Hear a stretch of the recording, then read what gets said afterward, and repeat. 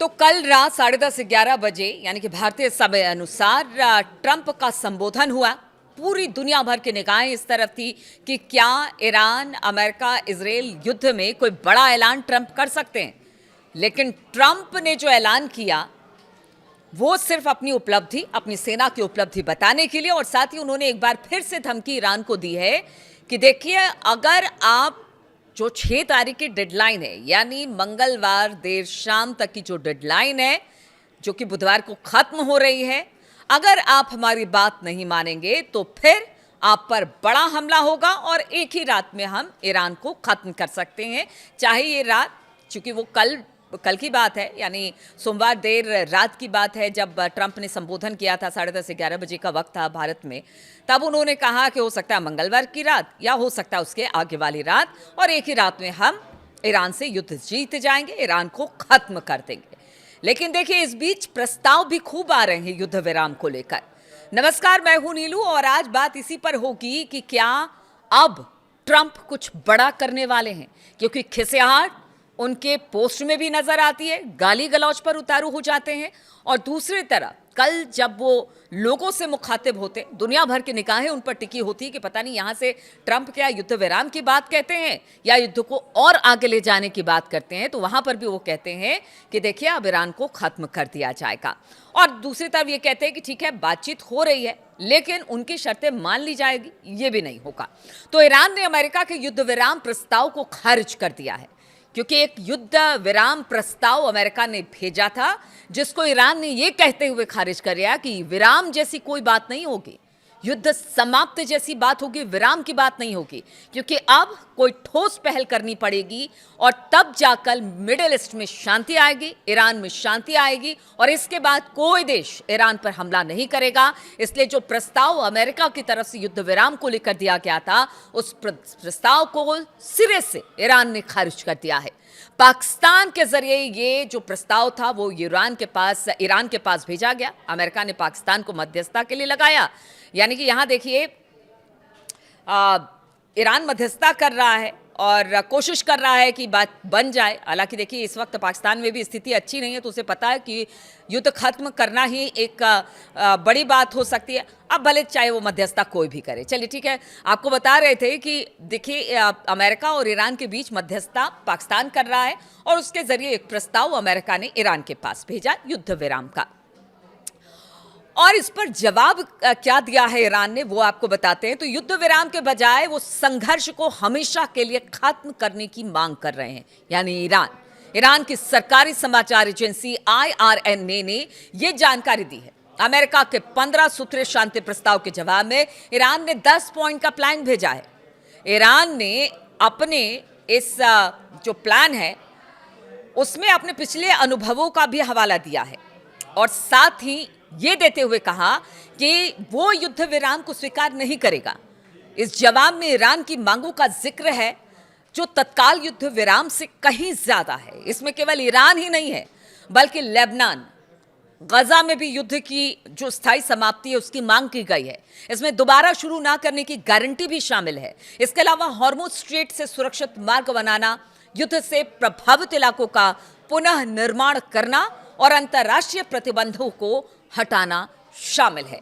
यानी ईरान चाहता है कि अब जो दखल अमेरिका और इजराइल लगातार ईरान को लेकर और उस पर तमाम तोहमत लगाता रहा है, अब उन सब चीजों को जब तक खत्म नहीं किया जाएगा, यानी उनका कहना है कि इसे 2, 4, 5 दिन के लिए नहीं, बल्कि हमेशा के लिए ये जो युद्ध है उसे खत्म करना होगा, तभी किसी तरह का युद्ध विराम होगा।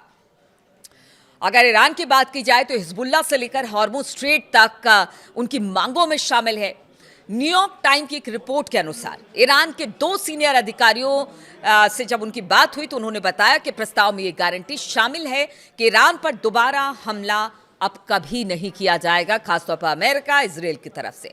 लेबनान में बताया जा रहा है कि लेबनान में हिजबुल्लाह के खिलाफ इजरायली हमले खत्म होंगे और सभी बैन हटाए जाएंगे। इसके बदले में ईरान हॉर्मुज स्ट्रेट से होकर जाने वाली मुख्य शिपिंग रूट पर अपनी नाकेबंदी हटा देगा, यानी शर्तों के बदले शर्त मानी जाएगी। प्रस्ताव के अनुसार स्ट्रेट ऑफ हॉर्मूज से गुजरने वाले हर जहाज से ईरान लगभग 20 लाख डॉलर का शुल्क वसूलेगा।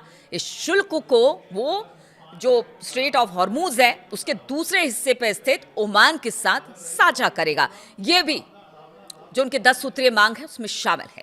अमेरिका और इजरायली हमलों से बर्बाद जितने भी इंफ्रास्ट्रक्चर है ईरान में, उसको फिर से बनाने के लिए सीधे मुआवजा लेने की बजाय, यानी एक बार में मुआवजा नहीं लेगा। उसका कहना है कि जितनी चीजें आप लोगों ने तबाह की है उसको बनाइए, पैसे आपको देने पड़ेंगे।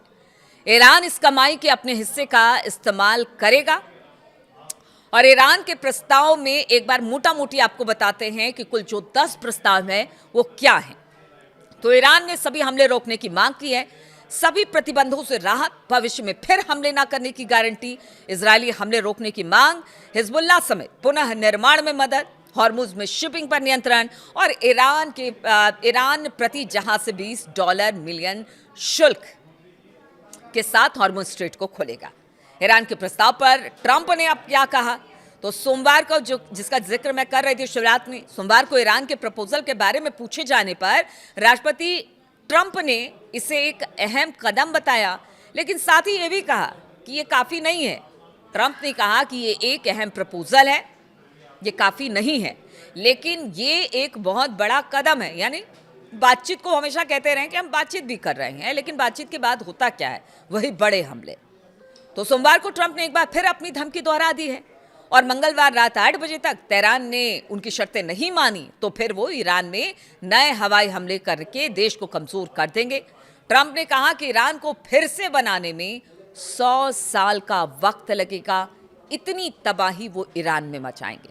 अब देखिए, इधर हॉर्मुज को लेकर भी ट्रंप ने एक बड़ा बयान दे दिया कि हॉर्मुज पर अभी ईरान ने जिस तरह से वहाँ से टोल वो ले रहा है, तो उसका कहना है कि जब हम आगे आने वाले समय में हम ईरान पर बहुत जल्दी फतह हासिल कर लेंगे और हॉर्मुज पर हमारा कब्जा होगा, हम किसी और को टोल लेने क्यों दें। यानी देखिए कि ट्रंप की मंशा है ईरान के तेल, बार बार हम ये कहते रहे हैं कि ये जो पूरा का पूरा मैस ट्रंप ने किया है और जिस तरह के हमले ईरान पर किए हैं, तेल तो उसका एक बड़ा हिस्सा है। तेल को लेकर उन्होंने ये लड़ाई लड़ी है और अब हॉर्मुज पर अपनी पकड़ और अपनी वहाँ पर कहते हैं कि अपने सैनिक बैठाने की बात कर रहे हैं और टोल वसूलने की बात कर रहे हैं। तो ऐसे में अगर ईरान शर्तें रख रहा है तो फिर इसमें क्या गलत है, क्योंकि देखिए सबके अपने फ़ायदे हैं, सब अपने फ़ायदे देख रहे हैं, लेकिन इससे पूरी दुनिया का नुकसान हो रहा है।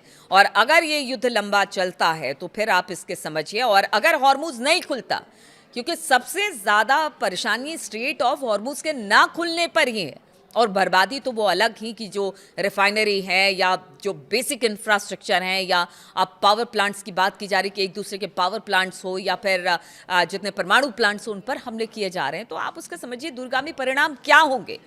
इसीलिए अपने अपने शर्तों के साथ आगे तो बढ़ते हैं लेकिन किसी नतीजे पर नहीं पहुंचते हैं। लेकिन अब मंगलवार रात 8 बजे के बाद का इंतजार रहेगा और कहा यह जा रहा है ट्रंप की तरफ से, जिस तरह से उनका बॉडी लैंग्वेज और उनकी बातें थी, उन्होंने कहा कि एक बड़ा हमला होगा, एक ही रात में ईरान खत्म हो जाएगा। क्या वाकई ऐसा होगा? क्या इस धमकी को जो दुनिया भर के लोग हैं वो सीरियसली लेंगे? क्या ईरान इसे सीरियसली ले रहा है? चलिए, इस पर हमारी नज़र बनी रहेगी। बहुत बहुत शुक्रिया मेरे साथ इस वीडियो में शामिल होने के लिए।